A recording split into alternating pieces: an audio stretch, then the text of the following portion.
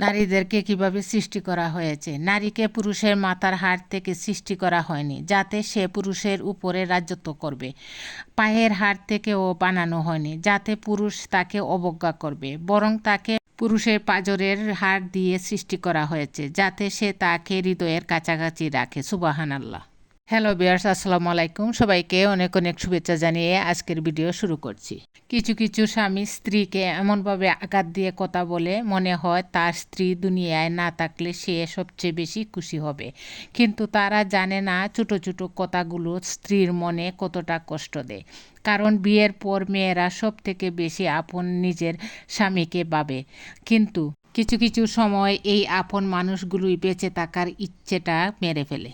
স্ত্রীর মনের কষ্ট মাঝে মধ্যে বিরক্তিকর লাগলেও শুনবেন, কারণ আপনার সাথে কষ্ট বা অভিযোগ শেয়ার করতে পারলে সে একটু হালকা হবে, নয়তো চাপা পড়া মনের কষ্ট তার মানসিক স্বাস্থ্যের ক্ষতি করবে।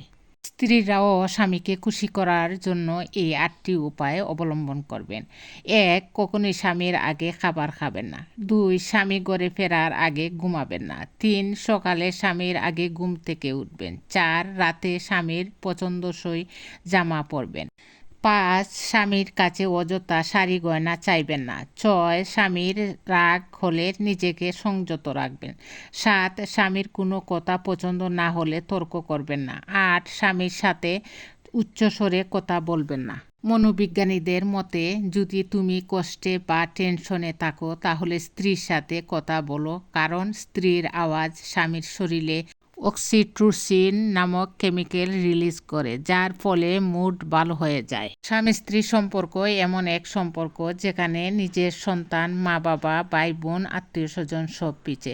সব কিছুর আগে স্ত্রীকে গুরুত্ব দিতে হবে, কারণ শুধুমাত্র স্বামী স্ত্রী জান্নাতে একত্রে বসবাস করতে পারবে, অন্য কোনো সম্পর্ক নয়। যে স্বামী কোনো কাজ করার আগে স্ত্রীর সাথে পরামর্শ করে এবং নিজের স্ত্রীর মতামতকে গুরুত্ব দেয়, কোনো কিছু গোপন করে না, আর যাই হোক, সেই স্বামী কখনোই ঠকে না।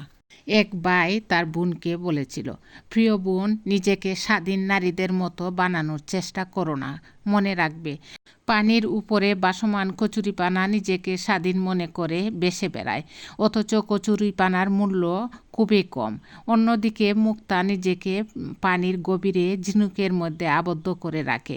কতই না মূল্যবান এই মুক্তা! অতএব কচুরিপানা হওয়ার চেষ্টা করো না বোন। স্ত্রী হলো যৌবনকালের বিশ্বস্ত প্রেমিকা, মধ্য বয়সের সর্বোত্তম বন্ধু, আর শেষ বয়সের নিঃস্বার্থ সেবিকা।